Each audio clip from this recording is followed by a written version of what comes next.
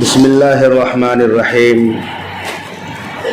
الحمد للہ نحمده ونستعینه ونستغفره ونؤمن به ونتوکل علیہ ونعوذ باللہ من شرور انفسنا ومن سیئات اعمالنا من يهده الله فلا مضل له ومن يضلله فلا هادي له ونشهد ان لا اله الا الله وحده لا شريك له ونشهد أن سيدنا ومولانا محمدا عبده ورسوله صلى الله تعالى عليه وعلى آله وأصحابه وأزواجه وبارك وسلم تسليما كثيرا كثيرا أما بعد فأعوذ بالله من الشيطان الرجيم بسم الله الرحمن الرحيم هو الذي بعث في الأميين رسولا منهم يتلو عليهم آياته ويزكيهم ويعلمهم الكتاب والحكمة وإن كانوا من قبل لفي ضلال مبين وعن أبي هريرة رضي الله تعالى عنه قال قال رسول الله صلى الله عليه وسلم اتق المحارم تكن أعبد الناس ورز بما قسم اللہ لک تکن اغنى الناس واحسن الى جارک تکن مؤمنا واحب للناس ما تحب لنفسک تکن مؤمنا تکن مسلما ولا تکثر الضحک فإن كثرة الضحك تميت القلب رواہ الترمذی او کما قال علیہ الصلاۃ والسلام۔ حضرات معزز سامعین کرام، رسول اللہ صلی اللہ علیہ وسلم کے معجزات میں ایک معجزہ یہ بھی تھا کہ آپ جامع الکلم تھے۔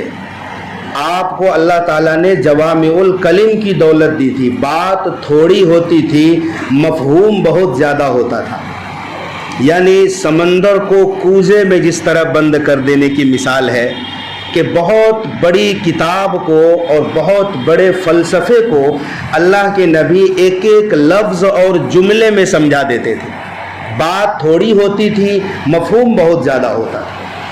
ایسے ہی جس حدیث کی میں نے آپ کے سامنے تلاوت کی ہے، 5 بڑے انمول ہیرے اور موتی اللہ کے نبی نے ہمیں بتائے ہیں، اور اس کی اہمیت کا اندازہ اس بات سے لگایا جا سکتا ہے کہ اللہ کے نبی نے پوچھا صحابہ سے، کون ہے تم میں سے جو مجھ سے ان چند کلمات کو سیکھے اور اس پر عمل کرے؟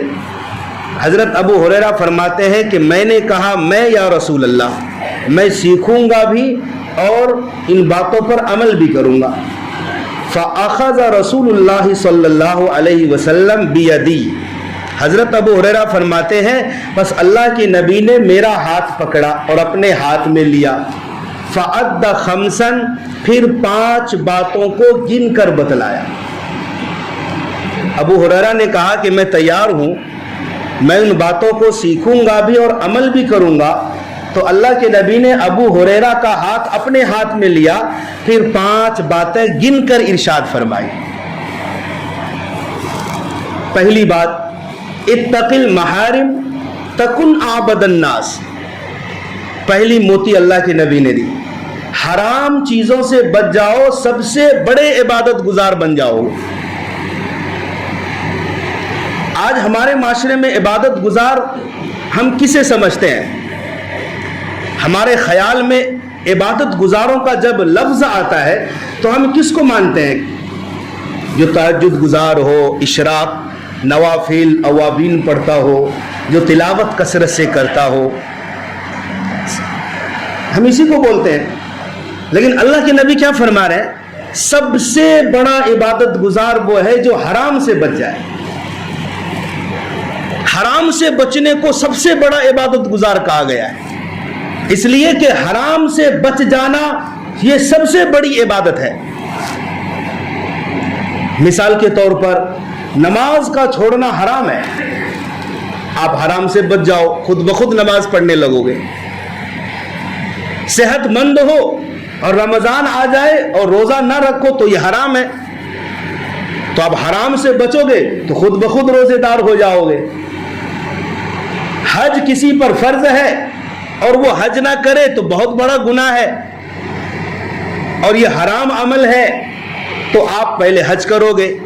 تو حرام چیزوں سے بچنا یہ خود بہت بڑی عبادت ہے۔ نامحرم پر نگاہ جما کر دیکھ لینا یہ حرام عمل ہے، آپ نے فوراً نگاہ نیچی رکھنی ہے، یہ عبادت بن جائے گی حرام سے بچنا۔ اتقی المحارم، حرام چیزوں سے بچ جاؤ، سب سے بڑے عبادت گزار بن جاؤ گے۔ اللہ کے نبی نے کوئی بہت لمبا چوڑا وظیفہ نہیں بتایا، حرام چیزوں سے ہر انسان بچ سکتا ہے۔ ہم کیا کھا رہے ہیں ہمیں غور کرنا ہے، کہیں حرام تو نہیں ہے۔ بسا اوقات لوگ حرام کا پیسہ لے کر حلال گوشت ڈھونڈنے نکلتے ہیں۔ گوشت چاہیے حلال، مسلمان کا ذبح کیا ہوا چاہیے، اور پیسہ کون سا ہے؟ رشوت کا ہے، پیسہ دھوکے کا ہے، پیسہ حرام مال ہے۔ اور ہمیں چاہیے کیا؟ تازہ، فریش اور حلال گوشت چاہیے، یہ بھی حرام ہے۔ مسلمان کا ذبح کیا ہوا ہے، بسم اللہ پڑھ کر ذبح کیا ہے، حلال گوشت ہے، لیکن آپ نے جو پیسہ دیا ہے وہ حرام ہے، تو گوشت بھی حرام ہو جائے گا۔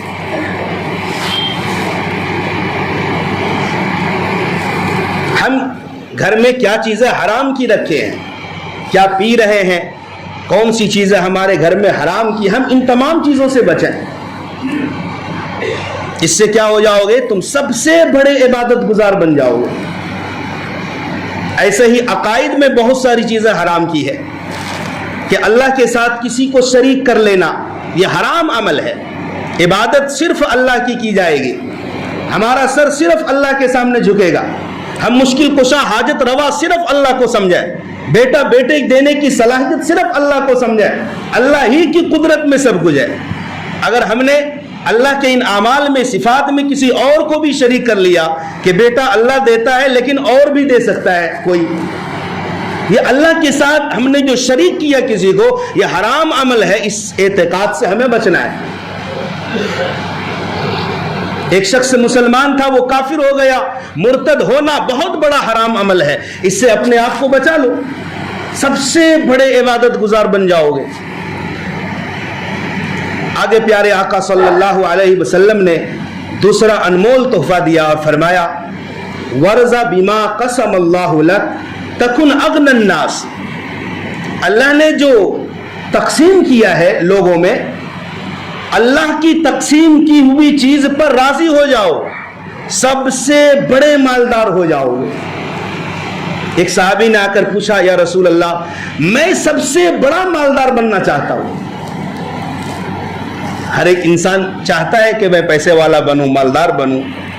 اللہ کے نبی نے کوئی تجارت نہیں بتلائی، کوئی نسخہ نہیں دیا، کوئی تعویذ نہیں دے دی گلے میں کہ جاؤ اب مالدار بن جاؤ۔ آقا نے فرمایا، اللہ کی تقسیم کی ہوئی چیز پر راضی ہو جاؤ، تم سب سے بڑے مالدار ہو جاؤ گے۔ مالداری کا کوئی پیمانہ نہیں ہے۔ حدیث میں ہے، انسان کو اگر ایک وادی سونے کی مل جائے، ایک جنگل، تو انسان کی فطرت ہے، وہ چاہے گا کہ دوسری وادی بھی مل جائے، دوسری ملے گی تو چاہے گا تیسری مل جائے۔ انسان کی خواہش صرف قبر کی مٹی میں جا کر پوری ہوگی، قبر میں جائے گا تو انسان کی خواہشیں پوری ہوگی، دنیا میں خواہش کی تکمیل نہیں ہوتی، یہ انسانی فطرت ہے۔ تو طریقہ کیا ہے اپنے آپ کو مالدار بنانے کا؟ اللہ نے جو بانٹ دیا ہے، کسی کو غریب بنایا، کسی کو امیر بنایا، کسی کو کالا بنایا، کسی کو گورا بنایا، کوئی صاحب اولاد ہے، کسی کو اللہ نے کچھ نہیں دیا، تو اللہ نے جو تقسیم کر دیا ہے اس پر اپنے آپ کو راضی کر لینا ہے کہ جو کچھ اللہ نے دیا ہے مجھے، میں اس پر راضی ہوں۔ جب انسان کو قناعت کی دولت ملتی ہے اور اللہ تبارک و تعالیٰ کی تقسیم پر راضی ہونے کا جذبہ پیدا ہوتا ہے، تو انسان اپنے آپ کو غنی سمجھتا ہے۔ پھر انسان یہ بھی تو سوچے کہ اللہ نے جس حال میں مجھے آپ کو رکھا ہے، ہزاروں لاکھوں کروڑوں انسانوں سے بہتر بنایا ہے۔ اور صحیح بات بھی ہے، جس پوزیشن میں ہے انسان، وہاں سے اپنے سے نیچے والوں کو دیکھے۔ اللہ نے ہمیں صحیح سالم بنایا، ہاتھ پیر دل دماغ آنکھ ناک سب کچھ ٹھیک ٹھاک دیا ہے، لیکن کتنے ہزاروں لاکھوں لوگ ہیں جو اللہ کی اس نعمت سے محروم ہیں۔ کوئی پیر سے معذور ہے، کسی کی اللہ نے بینائی سلب کر لی ہے، کسی کے ہاتھ نہیں ہے، کوئی پاگل ہے، تندرست ہے، دماغ کام نہیں کرتا ہے، اللہ نے ان لاکھوں لوگوں میں سے چن کر کے اللہ نے ہمیں اس مقام پر رکھا ہے، تو میں سب سے بڑا غنی نہیں ہوں تو کیا ہوں؟ کیا صرف دولت کا نام غنی ہے؟ اور دولت سے انسان غنی بنتا ہے، مالدار بنتا ہے؟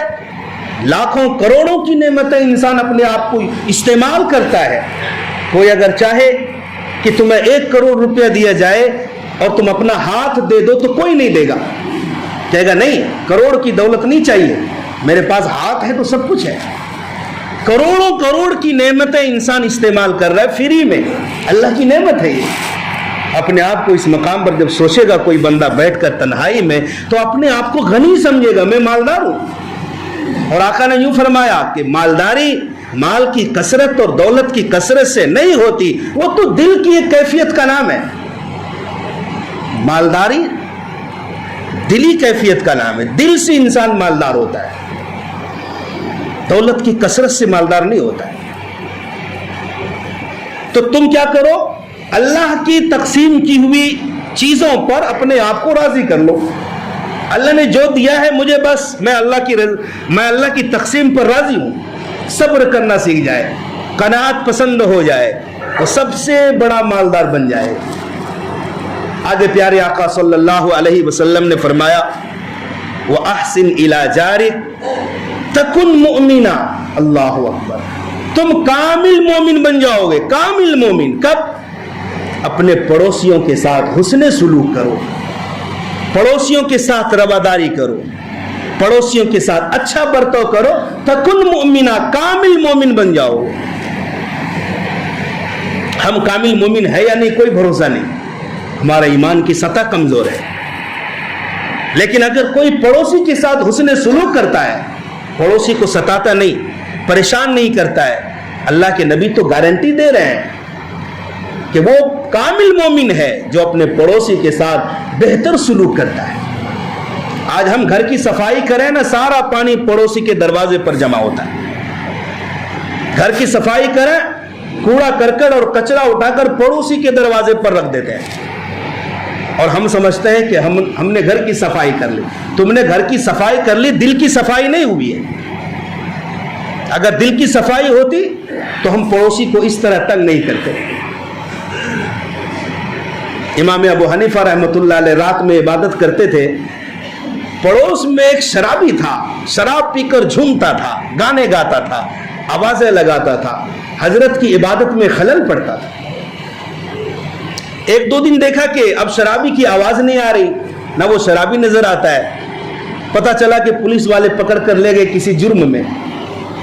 حضرت امام ابو حنیفہ رحمۃ اللہ علیہ تھانے میں پہنچ گئے ضمانت پر رہا کرانے کے لیے، اس شرابی کو چھڑا کر لائے۔ تو لوگوں نے کہا حضرت وہ تو شرابی تھا، آپ نے تو الحمدللہ کہنا تھا کہ بھلے وہ جو ایک بوجھ تھی عبادت میں خلل واقع ہوتی تھی اس کا خاتمہ ہو گیا۔ حضرت نے فرمایا وہ شرابی تھا مگر میرا پڑوسی تھا۔ آقا صلی اللہ علیہ وسلم نے خود فرمایا کہ جبرائیل علیہ السلام اتنی کثرت سے مجھے پڑوسیوں کے بارے میں تاکید کرتے تھے، مجھے یہ خدشہ اور ڈر ہونے لگا کہ کہیں پڑوسی کو وراثت میں حصہ نہ مل جائے۔ جس طرح باپ کی جائیداد میں بیٹے کو حصہ ملتا ہے، بیٹیوں کو حصہ ملتا ہے، کہیں پڑوسیوں کو وراثت میں حصہ نہ مل جائے، اتنا پڑوسی کے بارے میں جبریل امین نے تاکید کی ہے۔ عبداللہ ابن عمر رضی اللہ تعالی عنہما جب بکری کا بچہ ذبح کرتے، کوئی جانور ذبح کرتے کھانے کے لیے، گھر والوں سے فرماتے میرا فلاں یہودی پڑوسی ہے، کیا اس یہودی کے گھر میں گوشت کا ٹکڑا پہنچا ہے یا نہیں؟ اگر نہیں پہنچتا تو فرماتے جب تک یہودی پڑوسی کے گھر میں نہیں پہنچے گا میں کھانے والا نہیں ہوں، وہ میرا پڑوسی ہے بھلے یہودی ہے۔ دیکھو پڑوسی تین طرح کے ہوتے ہیں۔ نمبر ایک وہ پڑوسی جو آپ کا پڑوس بھی ہے، پھر آپ کا رشتہ دار بھی ہے، ذو رحم بھی ہے، اور ایک مسلمان بھی ہے۔ تین حق ہے اس پڑوسی کا۔ نمبر دو وہ پڑوسی جس کے دو حق ہیں، ایک مسلمان ہونے کا اور دوسرا حق پڑوس میں رہنے کا۔ اور ایک تیسرا حق ہے جس کا ایک ہی حق ہے کہ وہ کافر غیر مسلم پڑوسی ہے، نہ وہ مسلمان ہے نہ آپ کا رشتہ دار ہے، صرف پڑوس میں رہنے کی وجہ سے وہ آپ کا حقدار بن جاتا ہے، آپ اس کے ساتھ مروت کریں۔ ہندوستان کے اندر عموماً جس معاشرے میں انسان رہتا ہے اس طرح کے پڑوسی بکثرت ملتے ہیں۔ کوئی غیر مسلم پڑوسی ہے تو ہم ایسا نہیں کریں گے کہ وہ غیر مسلم ہے، اللہ کو نہیں مانتا اور رسول کو نہیں مانتا تو ہم ان کے ساتھ بدتمیزی سے پیش آئیں۔ نہیں، اسلام حکم دیتا ہے کہ تمہارا پڑوسی اگرچہ غیر مسلم ہے، غیر مسلم پڑوسی کے ساتھ بھی رواداری کرو، حسن سلوک کرو، کہیں یہ امتیاز نہیں برتا، فرق نہیں کیا اسلام نے کہ تمہارا پڑوسی صرف مسلمان ہے تو مسلمان کے ساتھ تم رواداری کرو، حسن سلوک کرو، اور غیر مسلم نہیں ہے تو مت کرو، ایسا کہیں نہیں کہا۔ پڑوس میں رہنے کی وجہ سے عمرو ابن عاص رضی اللہ تعالیٰ عنہ، یہ جو مصر کے گورنر تھے، ایک شہر کو فتح کر رہے تھے، وہاں خیمہ بنا ہوا تھا، تو لوگوں سے کہا کہ چلو خیموں کو اکھاڑتے ہیں اور دوسری جگہ چلتے ہیں۔ تو ایک صاحب نے کہا کہ حضرت خیمے کے اوپر ایک پرندے نے انڈا دیا ہے، تو کیا انڈے کو بھی ساتھ لے چلیں، خیمے کو اکھاڑ لیں؟ اللہ اکبر۔ عمرو بن عاص نے کہا بالکل نہیں، نہ ہم خیمے کو اکھاڑیں گے نہ ہم انڈوں کو ساتھ لے چلیں گے۔ ایک پرندے نے، ایک چڑیا نے میرے خیمے کے اوپر انڈا دیا ہے تو یہ میرا پڑوس ہو گیا ہے۔ کیا اسلام اور اسلام کے ماننے والوں کی تعلیم ہے کہ صرف انسان نہیں، ایک پرندہ ہے، اس نے انڈا دیا ہے، دو ساتھی کو مقرر کیا کہ تم یہیں رہو، چڑیا آئے گی، انڈوں کے اوپر بیٹھے گی، انڈوں سے بچے نکلیں گے، جب وہ بچے اپنی ماں کے ساتھ اڑنے لگے تم گھونسلہ اور یہ خیمہ اٹھا کر میرے ساتھ آ جانا۔ ایک پرندے نے انڈا دیا، پڑوس کا اتنا حق ادا کیا۔ تو اپنے پڑوسیوں کے ساتھ حسن سلوک کرو، تم کیا بن جاؤ گے؟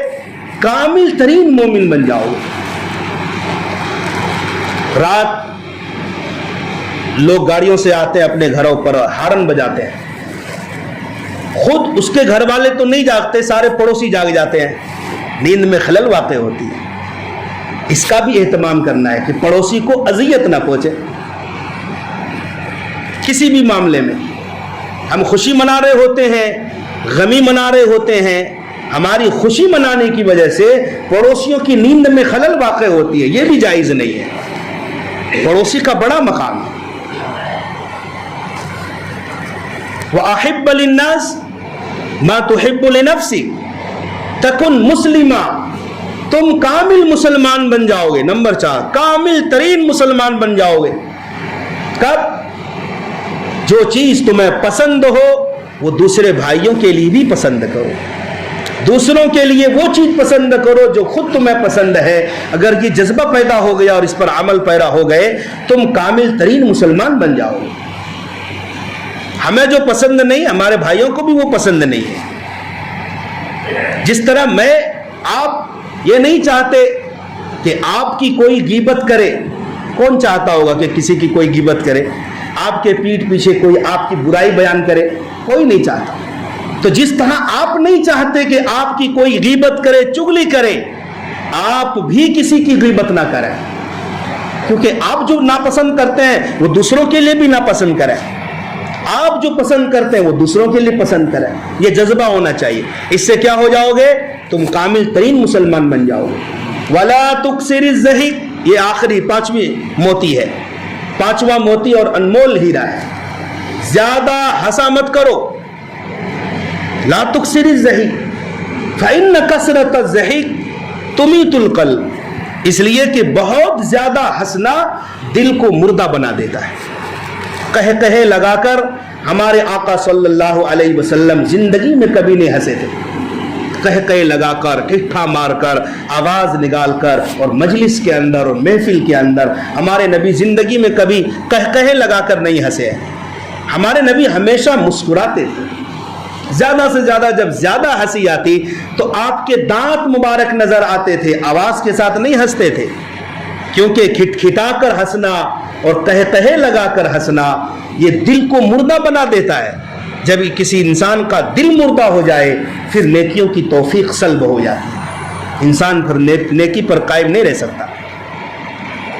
نمازوں میں مزہ نہیں آتا, تلاوت میں دل نہیں لگتا. وجہ کیا ہے کہ ہماری ہنسی کم نہیں ہوتی ہے. وہ مسلمان کیسے خوش ہو سکتا ہے اور کیسے ہنس سکتا ہے کھٹکھٹا کر, محفلیں جما کر, جس کو موت کی یاد آتی ہو, جس کو یہ فکر سوار ہو کہ قبر میں جانا ہے, اپنے رب کو حساب کتاب دینا ہے, اپنے کیے کا حساب بتانا ہے. وہ انسان کیسے کہے لگا سکتا ہے؟ ہمارے آقا مسکرانے کو منع نہیں کرتے. ہمارے آقا کبھی کبھار مذاق اور حقیقتاً مذاق ہو تو اس کی بھی اجازت دیتے ہیں. یہ نہیں کہتے ہمیشہ غمزدہ رہو. ہمارے آقا کبھی کبھی صحابہ کو بھی ہنساتے تھے, لیکن اس کی ایک حد ہوتی ہے. مثلا ایک بوڑھی عورت آئی, کہا یا رسول اللہ میں جنت میں جانا چاہتی ہوں, دعا کر دیجئے. آقا نے فرمایا کوئی بوڑھا جنت میں نہیں جائے گی. آپ نے اس سے مذاق کیا تو وہ رونے لگی کہ میں جنت میں نہیں جاؤں گی. تو آقا نے فرمایا کہ اسے سمجھا دو کہ جب یہ جنت میں جائے گی اس وقت جوان ہو کر جائے گی, بوڑھی ہو کر نہیں جائے گی. وہاں جنت میں داخلہ ہی ملے گا جوانوں کو, ہر بوڑھا وہاں جوان ہوگا. ایسے ہی ایک صحابی آئے, کہا یا رسول اللہ مجھے سواری کے لیے اونٹ چاہیے. کہا کہ میں تمہیں اونٹنی کا بچہ دوں گا. مذاق کیا تو انہوں نے کہا کہ میں بچہ کیا کروں گا, مجھے تو سوار ہونا ہے. کہا کہ میں جو بھی اونٹ تمہیں دوں گا وہ کسی نہ کسی اونٹنی کا بچہ ہی تو ہوگا, پہلے بچہ ہی رہا ہوگا وہ. ایسے ہمارے آقا مذاق کرتے تھے. ظاہر حرام حضرت ظاہر رضی اللہ تعالیٰ عنہ یہ دیہات کے رہنے والے تھے. جب شہر آتے مدینہ پاک میں تو آپ کے لیے ہدیہ لے کر آتے, ساگ سبزی لے کر آتے تھے. ہمارے آقا بھی مرحمت فرماتے. ایک مرتبہ مدینہ کے بازار میں یہ سبزیاں بیچ رہے تھے, ہمارے آقا پیچھے سے گئے اور اپنے ہاتھوں کو ظاہر حرام رضی اللہ عنہ کی آنکھوں میں ڈال دیا, چھپا دیا آنکھ کو, جس طرح بچے آپس میں کھیلتے ہیں, اور کہا کہ من یشتری ھذا العبد, اس غلام کو کون خریدے گا. کہا یا رسول اللہ آنکھ کی کنکھیوں سے دیکھ لیا تھا, احساس ہو گیا تھا کہ ہمارے پیچھے اللہ کے نبی ہے. کہا کہ مجھ کالے غلام کو کون خریدے گا. کہا نہیں, اللہ کے یہاں تمہارا مقام بہت بلند ہے. ایسے ہی اللہ کے نبی کوئی جنت کا واقعہ سناتے تو وہاں بھی ہنسی آ جاتی تھی. چنانچہ ابو ہریرہ رضی اللہ عنہ فرماتے ہیں کہ اللہ کے نبی صلی اللہ علیہ وسلم نے فرمایا جس گنہگار کو اللہ تعالیٰ بخشنا چاہے گا تو اللہ کہے گا کہ اس گنہگار کے نام اعمال میں دیکھو, پہلے چھوٹے چھوٹے گناہ کو حاضر کیا جائے گا.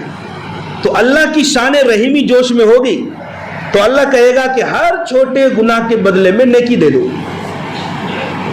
تو وہ اندر سے خوش ہوگا اور بے ساختہ کہے گا کہ یا اللہ میرے بڑے بڑے گناہ ابھی باقی ہے, وہ گناہ کو تو میں دیکھ بھی نہیں رہا ہوں. تو اللہ کے نبی اس واقعے کو جب سنا رہے تھے تو اس طرح ہنسے کہ آپ کے دندان مبارک ظاہر ہو رہے ہیں. ایسے ہی آقا نے فرمایا میں اس شخص کو اچھی طرح جانتا ہوں جو سب سے اخیر سب سے لاسٹ میں جہنم سے نکلے گا. جب اللہ جنت میں داخل کرے گا تو اللہ کہے گا جاؤ جس دنیا میں تم رہ کر آئے ہو اس دنیا سے 10 گنا زیادہ میں نے جنت میں تمہارے لیے جگہ دے دی. تو وہ کہے گا کہ یا اللہ آپ رب العالمین ہیں اور آپ مجھ سے مذاق کر رہے ہیں, جنت تو بھری پڑی ہے اور آپ کہہ رہے ہیں دنیا سے 10 گنی بڑی جنت اور میں سب سے لاسٹ میں جہنم سے نکلا ہوں, آپ اللہ ہو کر مجھ سے مذاق کر رہے ہیں. تو اللہ کے نبی جب صحابہ کو سنا رہے تھے تو آپ ہنس رہے تھے, مگر ہنسنے میں وہی مسکراہٹ, وہی دانت ظاہر ہوتے, کھلکھلا کر کہے نہیں لگاتے. آج ہماری محفلوں میں دیکھو جا کر کوئی محفل ایسی نہیں جہاں کہے نہ لگتے ہو, جہاں ٹھٹھا بازی نہ ہوتی ہو. نوجوان آپس میں کس قدر نوجوانوں کی محفلیں اور مجلسیں ناپاک ہوتی ہیں. لہذا جسے آخرت کی فکر ہوگی وہ کبھی کہے لگا کر نہیں ہنسے گا, اور کہے لگا کر ہنسنے کا انجام کیا ہے, تمیت القلب, دل مردہ ہو جاتا ہے. اللہ تبارک و تعالی ان تمام 5 باتوں پر ہم سب کو عمل کرنے کی توفیق عطا فرمائے.